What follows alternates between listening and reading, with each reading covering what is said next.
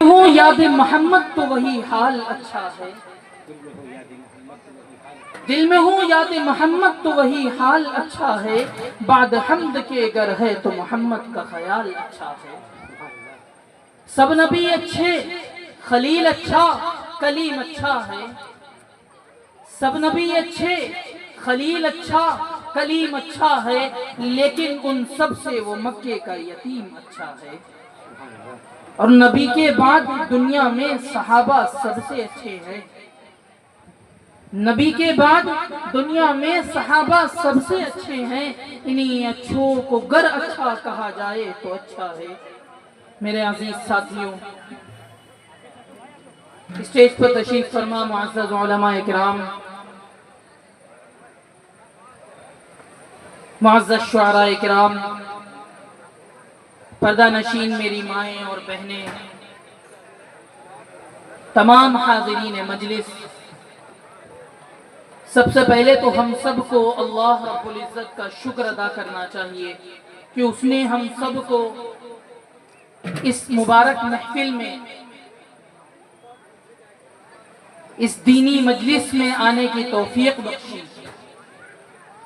قابل مبارکباد ہیں جناب حافظ شاہد صاحب اور آپ کے تمام رفقا، جن لوگوں نے بھی اس پروگرام کو سجانے اور سنوارنے میں آپ کا تعاون کیا ہے۔ اللہ رب العزت آپ تمام حضرات کو بہترین بدلہ عطا فرمائے گا۔ میرے بھائیوں، مجھے حکم ہوا ہے کہ عنوان سے متعلق چند گزارشات آپ حضرات کے درمیان پیش کی جائے۔ ابتدا میں ان معزز علماء کرام کے اعزاز میں اور دور دراز سے تشریف لائے معزز حضرات کے حوالے ایک بات عرض کر رہا ہوں۔ 28ویں پارے میں اللہ رب العزت ارشاد فرماتا ہے، هو الذی بعث فی الامیین رسولا۔ 28ویں بارے میں ارشاد فرماتا ہے، هو الذی بعث فی الامیین رسولا، وہ اللہ جس نے ان پڑھوں کے درمیان اپنا رسول بھیجا۔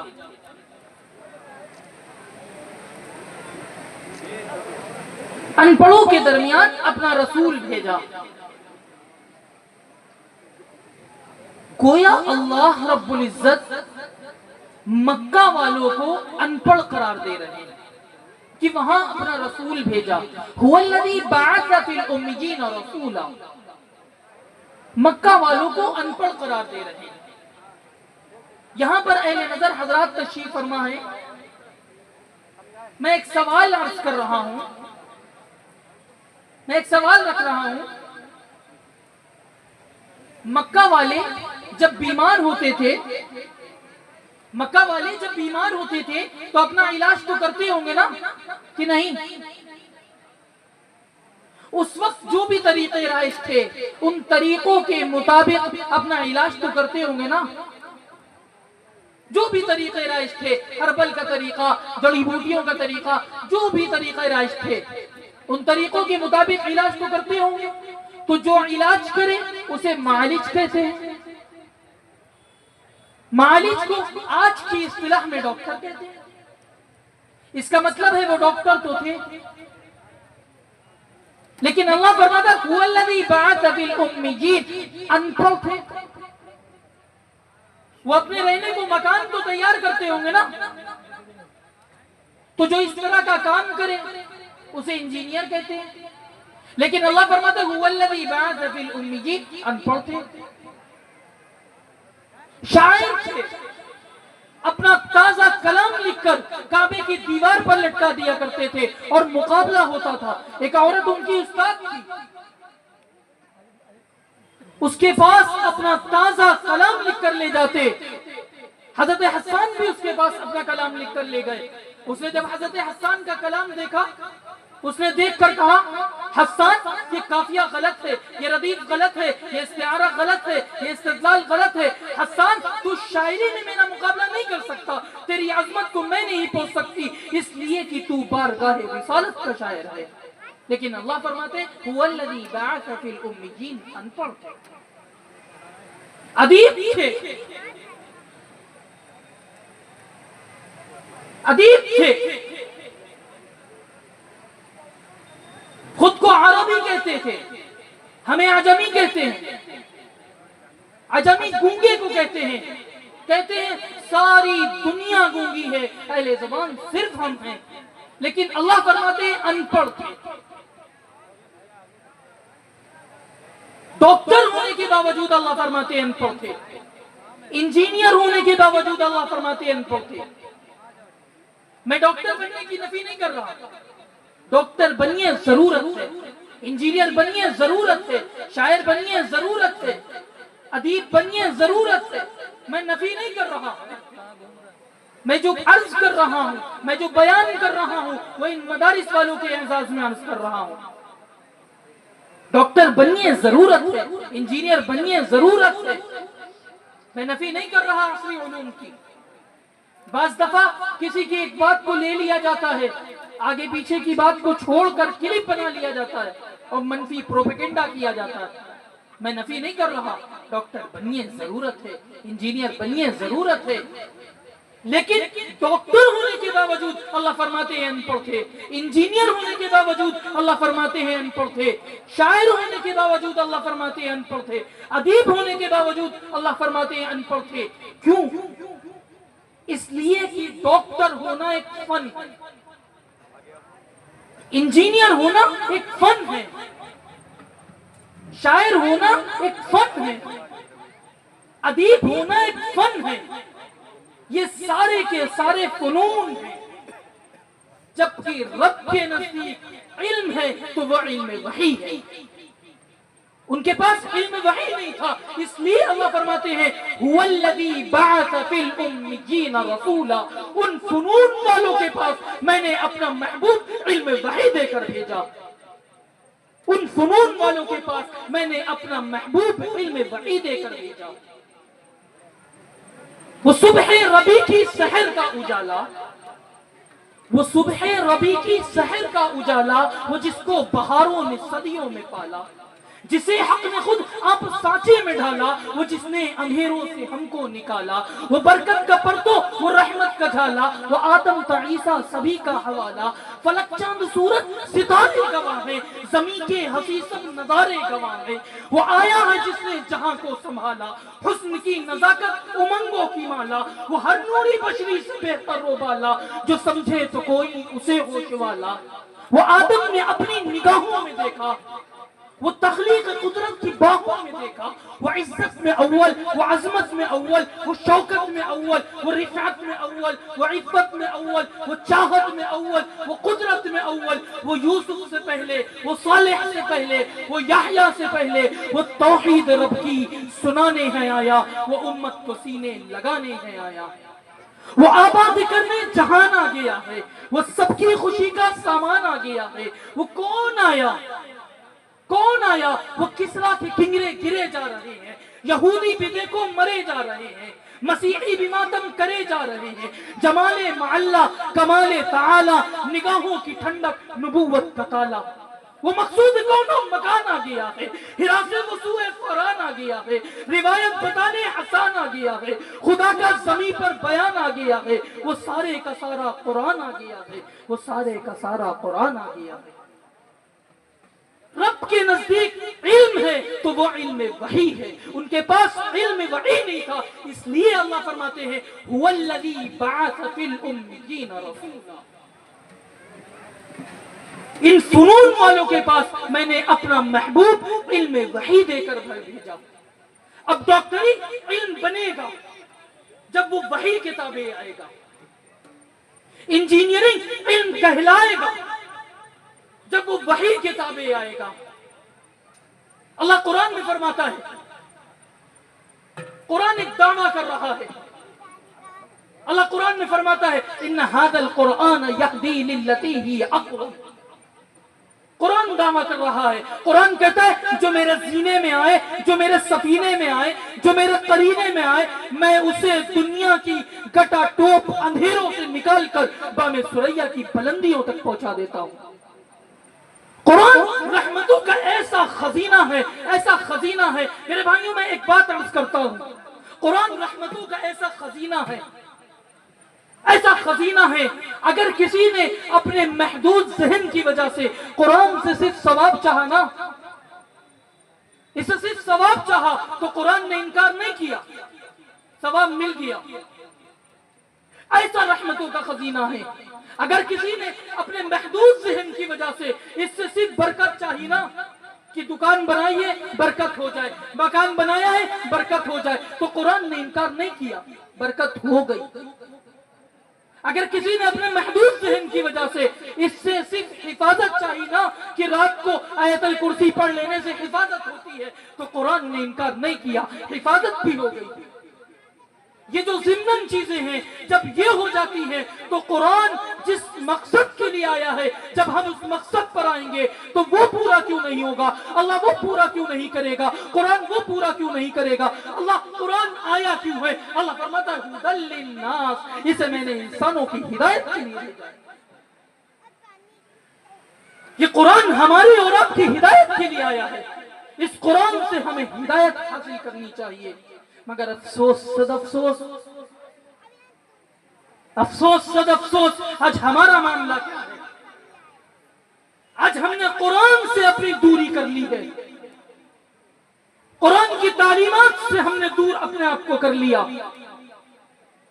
دور کرنا تو بہت دور کی بات ہے. آج ہم اس لائق ہی نہیں ہیں کہ قرآن پڑھ سکے، قرآن سمجھ سکے. قرآن سمجھنا دور کی، قرآن پر عمل کرنا دور کی بات، صرف قرآن پڑھنا ہمارے لیے دشوار ہے. آج ہم اس لائق ہی نہیں ہیں میرے بھائیوں. جبکہ آقا کا فرمان ہے طلب العلم فریضۃ علی کل مسلم، علم کا طلب کرنا، علم کا حاصل کرنا، علم کا حاصل کرنا ہر مسلمان پر فرض. ہم سب پر علم کا حاصل کرنا فرض.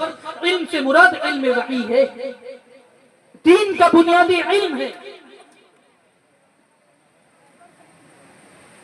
میرے بھائیوں یہ ہمارے اوپر فرض ہے، ہم سب پر فرض ہے. جو شخص آج بغیر علم حاصل کیے، دین کا بنیادی علم حاصل کیے چلا گیا، یقین جانیے کل قیامت کے دن اس کی پکڑ ہوگی. اور صرف اس کی پکڑ نہیں ہوگی، اس کے والدین کی بھی پکڑ ہوگی. اس لیے کہ آقا کا فرمان ہے، آقا نے دو ٹک ارشاد فرما دیا، سختی سے وعید ہے. آپ نے فرمایا کلکم راع،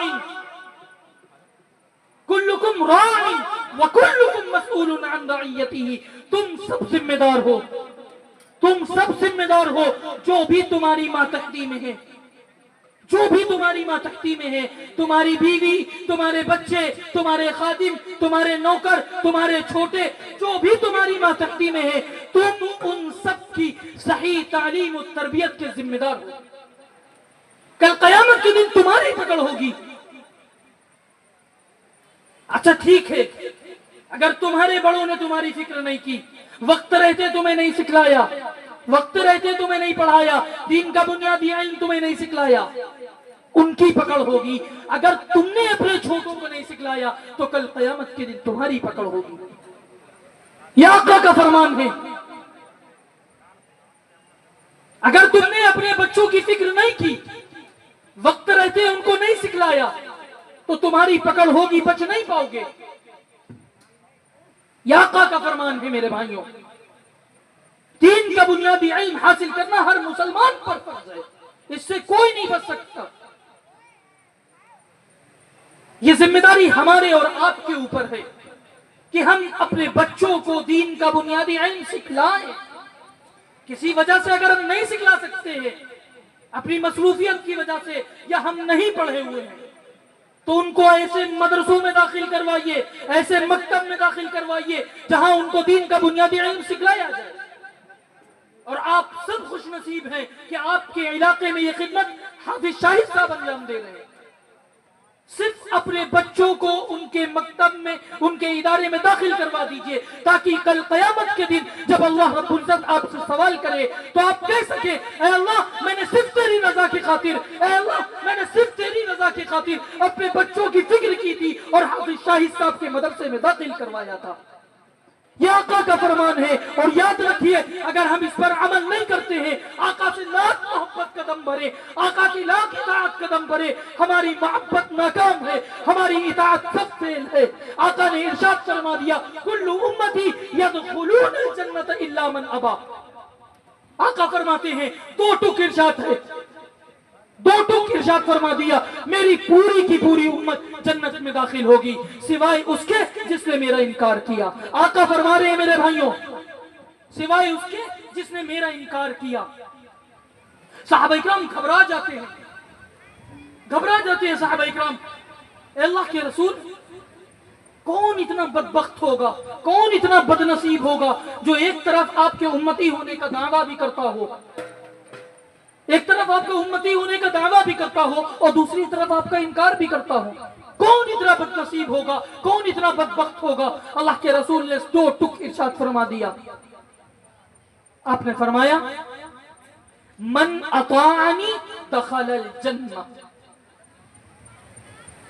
من اطاعنی دخل الجنہ، جس نے میری اطاعت کی وہ جنت میں داخل ہو گیا، جس نے میری اطاعت کی، جس نے میرا کہا مانا، جس نے میرے فرمان پر عمل کیا، جس نے میری سنتوں پر عمل کیا، جس نے میرے کاموں پر جو میں نے بتلایا ہے اس پر عمل کیا، وہ جنت میں داخل ہو گیا۔ ماضی سے تعبیر کر رہے ہیں، اللہ کے رسول ماضی سے تعبیر کر رہے ہیں۔ بات اتنی یقینی ہے کہ جیسے وہ کام ہو چکا ہے۔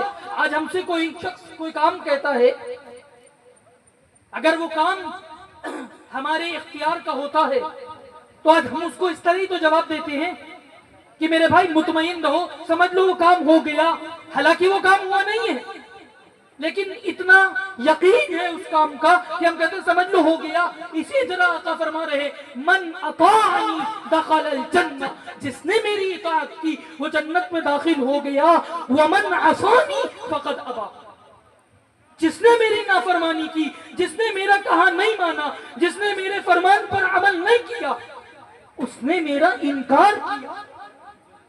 نبی کی نافرمانی نبی کا انکار ہے، اور جس نے نبی کا انکار کیا اس کو اپنا ٹھکانہ دیکھ لینا چاہیے۔ میرے بھائیوں یہ میرا قول نہیں ہے، یہ کسی عالم کا قول نہیں ہے، کسی مفتی کا قول نہیں ہے، بلکہ خود آقا کا فرمان ہے۔ کون آقا؟ کون فرما رہا ہے؟ آقا فرما رہے ہیں۔ کون آقا؟ کسی بھی شخصیت کا تعارف جو ہوتا ہے نا میرے بھائیوں، کسی بھی شخصیت کا تعارف ہو اس کی ولادت سے شروع ہوتا ہے اور وفات پر ختم ہو جاتا ہے۔ تعارف کا یہی طریقہ ہوتا ہے نا، تعارف ولادت سے شروع ہوگا اور وفات پر ختم ہو جائے گا۔ آپ کسی کا تعارف کروائیں، سب سے پہلے آپ بتائیں گے کہاں پیدا ہوئے، فلاں جگہ پیدا ہوئے، فلاں گھرانے میں پیدا ہوئے، فلاں جگہ پروان چڑھے، فلاں جگہ تعلیم حاصل کی، فلاں جگہ پڑھاتے رہے، فلاں جگہ خدمت انجام دیتے رہے، فلاں تنظیموں میں شمولیت اختیار کی، فلاں جگہ اتنی عمر میں انتقال فرما گئے۔ کتاب بند، سوانح حیات مکمل۔ تعارف کا یہی طریقہ ہوتا ہے، کسی بھی شخصیت کا تعارف ہو اس کی ولادت سے شروع ہوگا اور وفات پر ختم ہو جائے گا۔ ایک میرے آقا کی ذات ہے، ایک میرے آقا کی ذات ہے۔ آپ کا تعارف ولادت سے شروع نہیں ہوتا بلکہ عالم ارواح سے شروع ہوتا ہے اور جنت تک جاتا ہے۔ ایک میرے آقا کی ذات ہے۔ آپ کا تعارف ولادت سے شروع نہیں ہوتا، عالم ارواح سے شروع ہوتا ہے اور جنت تک جاتا ہے۔ جس طرح آج ہم لوگ یہاں جلسہ سجائے ہوئے بیٹھے ہیں، ہم لوگ یہاں جلسہ جس طرح سجائے ہوئے بیٹھے ہیں، میرے رب نے بھی 2 جلسے کیے ہیں، میرے رب نے بھی 2 جلسے کیے ہیں۔ پہلے جلسے میں آپ کو بھی بلایا، مجھے بھی بلایا۔ پہلے جلسے میں آپ بھی تھے، میں بھی تھا۔ فرمایا الستو بربکم قالوا بلا، جلسہ ختم۔ دوسرے جلسے میں نہ آپ کو بلایا نہ مجھے بلایا، نہ آپ تھے نہ میں تھا، نہ آپ تھے نہ میں تھا، صرف نبیوں کو بلایا، صرف رسولوں کو بلایا، صرف پیغمبروں کو بلایا اور فرمایا وَإِذْ أَخَذَ اللَّهُ مِيثَاقَ النَّبِيِّينَ لَمَا آتَيْتُكُم مِّن كِتَابٍ وَحِكْمَةٍ ثُمَّ جَاءَكُمْ رَسُولٌ، نبیوں تمہیں کتاب بھی دوں گا، تمہیں حکمت بھی دوں گا، تمہیں تدبر بھی دوں گا، تمہیں فصاحت بھی دوں گا، تمہیں بلاغت بھی دوں گا، تمہیں امامت بھی دوں گا، تمہیں شرافت بھی دوں گا، تمہیں قیادت بھی دوں گا، تمہیں طہارت بھی دوں گا، لیکن سنو ثم جاءکم رسول، پھر آئے گا میرا پیارا، ثم جاءکم رسول، پھر آئے گا میرا حبیب، ثم جاءکم رسول، پھر آئے گا میرا محبوب، ثم جاءکم رسول، پھر آئے گا امہ کا لال، ثم جاءکم رسول، پھر آئے گا عبداللہ کا در یتیم، ثم جاءکم رسول، پھر آئے گا صدیق کا یار، ثم جاءکم رسول، پھر آئے گا بلال کا غمخوار۔ آج میرے ساتھ عہد کرو، جب میرا محبوب آ جائے گا، جب میرا پیارا آ جائے گا، تم سب اس پر ایمان لاؤ گے۔ یہ تھا میرے آقا کا مقام۔ آقا بھی دنیا میں تشریف نہیں لائے ہیں، آقا بھی نہیں آئے ہیں، لیکن میرے اللہ نے تمام نبیوں سے یہ عہد لیا کہ جب میرا محبوب آ جائے گا تم سب اس پر ایمان لاؤ گے۔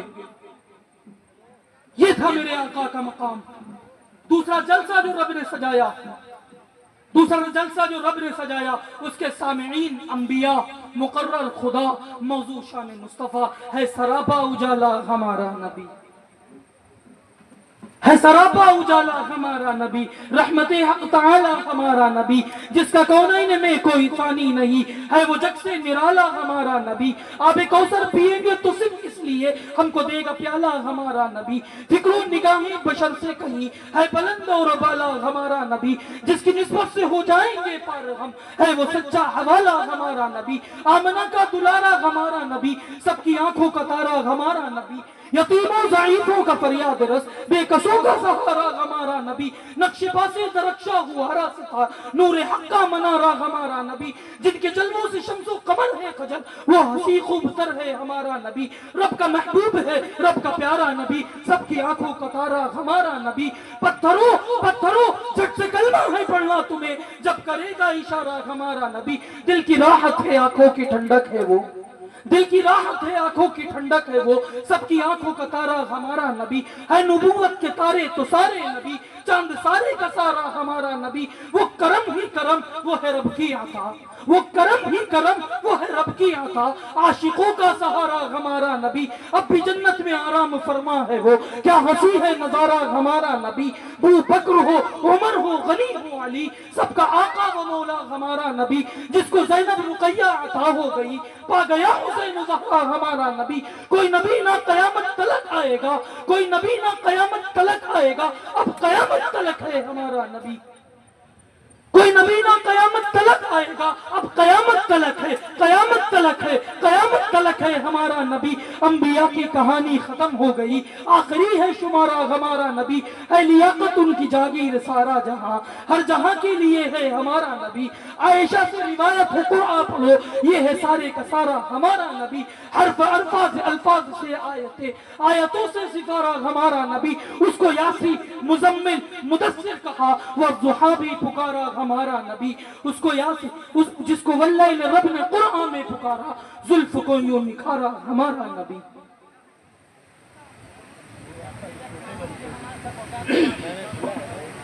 میرے بھائیوں، اللہ کے بعد سب سے اعلیٰ مقام، سب سے بلند مقام، سب سے عرفہ مقام کس کا ہے؟ سب سے اعلیٰ مقام، سب سے بلند مقام ہمارے آقا و مولا جناب محمد رسول اللہ صلی اللہ علیہ وسلم کا ہے۔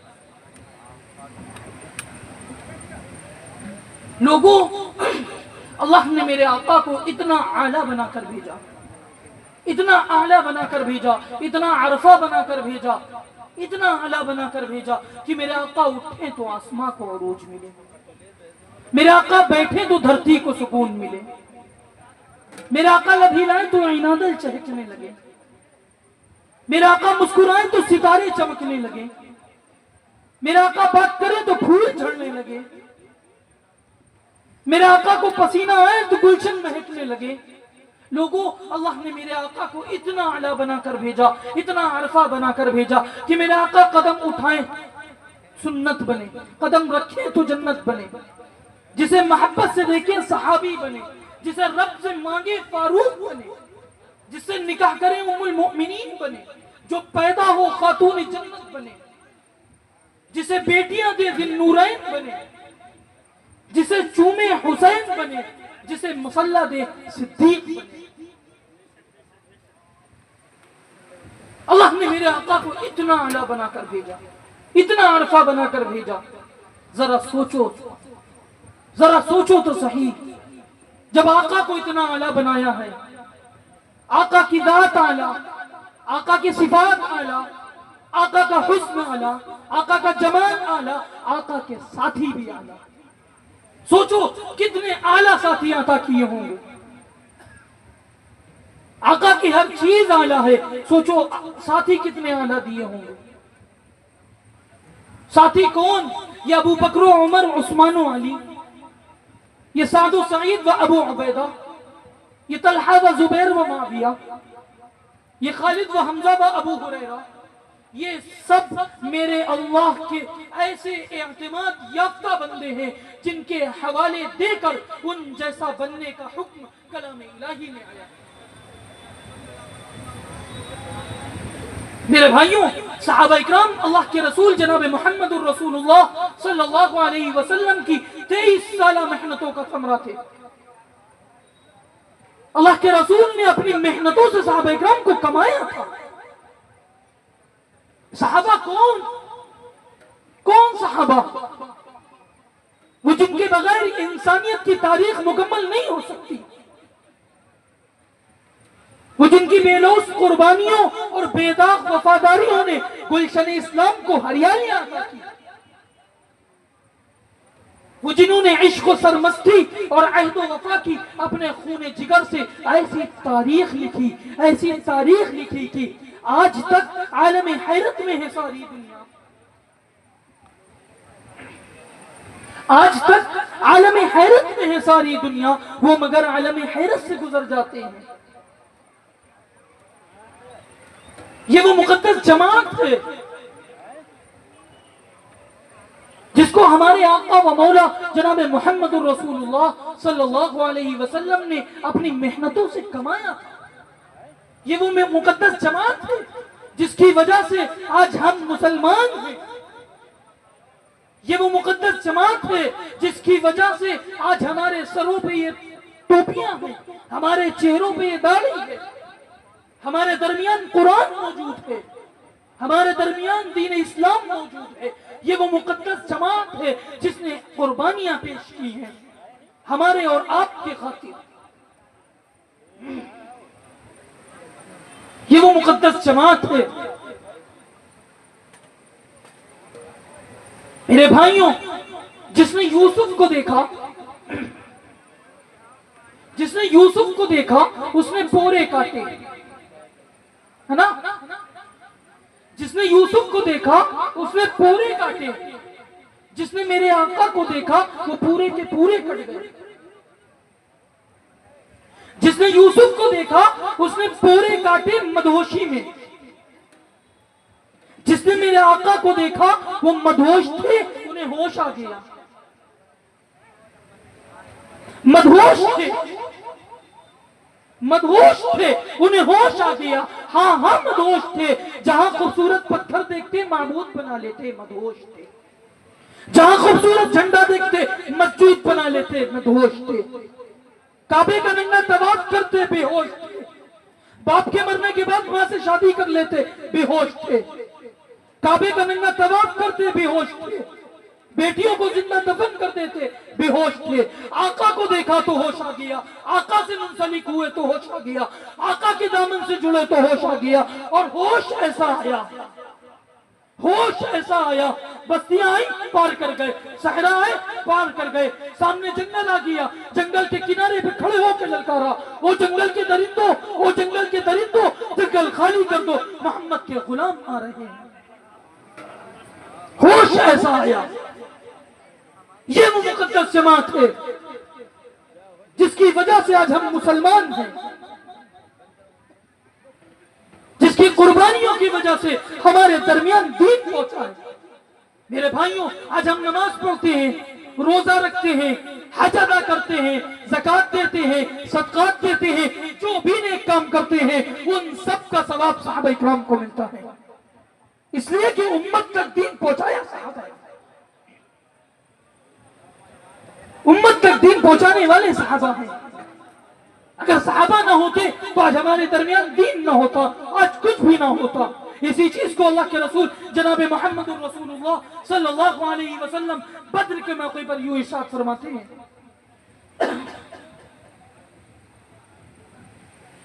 بدر کے موقع پر اللہ کے رسول جناب محمد الرسول اللہ صلی اللہ علیہ وسلم اسی چیز کو ارشاد فرماتے ہیں.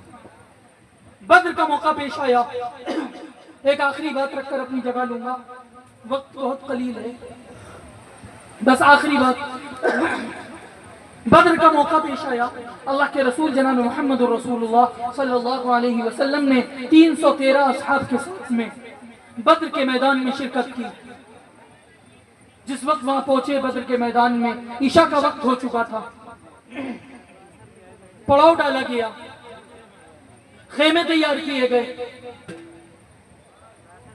اللہ کے رسول جناب محمد الرسول اللہ صلی اللہ علیہ وسلم اپنے خیمے میں داخل ہو جاتے ہیں. خادم کو حکم دیتے ہیں کسی کو اندر نہ آنے دینا، اگر حضرت ابوبکر آئے تو ان کو منع نہ کرنا. تھوڑی دیر بعد حضرت ابوبکر صدیق آتے ہیں.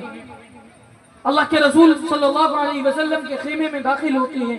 دیکھتے ہیں اللہ کے رسول صلی اللہ علیہ وسلم سجدے کی حالت میں ہیں.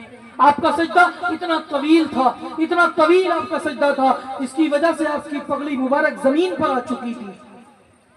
آپ نے جس جگہ سجدہ کیا ہوا تھا وہ ریتیلی زمین تھی، اور وہ پوری کی پوری ریتیلی زمین آپ کے آنسوؤں سے تر ہو چکی تھی. اتنا طویل آپ کا سجدہ تھا.